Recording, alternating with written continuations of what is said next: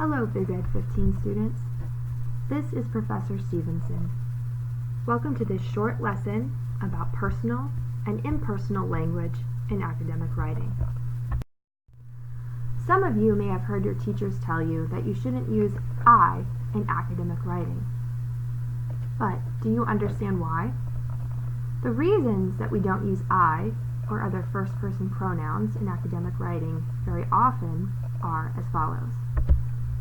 First, it communicates an excessive reliance on personal material and/or personal references, which reflects academic work that focuses more on the writer than the subject. In other words, it doesn't emphasize the action, but the actor. Secondly, an overemphasis on personal opinions may result from a lack of scholarly sources on which to base more empirical conclusions. In other words, using too many first-person pronouns can make you appear to not have evidence to support your claims. It makes you look lazy.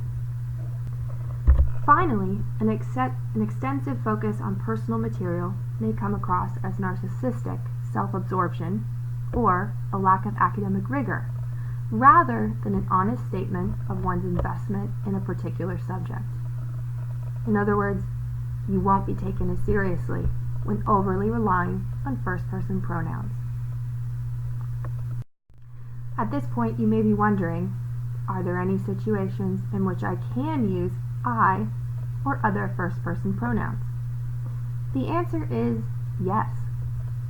First, you can use I when your personal views on a subject significantly influence your approach to it. For example, you might need to use I in a lab report to explain your process. Next, you can use I when you want to acknowledge your personal investment in a topic. For example, it would be helpful for your reader to know that you have a personal connection to a topic that led you to write about it. Finally, you can use I when your personal experience offers strong and/or relevant support for your argument. In other words, if your experience adds to the evidence for an argument, use it. Another pronoun to avoid using in academic writing is you. So why can't you write you? First, you is often too conversational or overly familiar for academic writing. Let's take a look at an example sentence. When you read the poem The Wasteland, you feel a sense of emptiness. Though the content of the sentence is academic, the way the content is expressed is too informal to be taken seriously. Instead of using you in your writing, choose an alternative, such as the one, the reader, or people. Be specific. Take a look at the example sentence that's used alternatives for you. The poem, The Wasteland, creates a sense of emptiness. Can you see how it's clearer and more academic in tone? Similarly to I, there are situations in which using you is appropriate.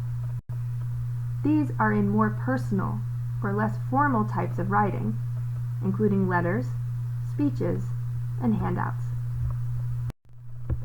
In sum, use I or other first-person pronouns only when it's essential to highlight that you are the actor, and never use you in academic writing. Instead, find a more specific alternative.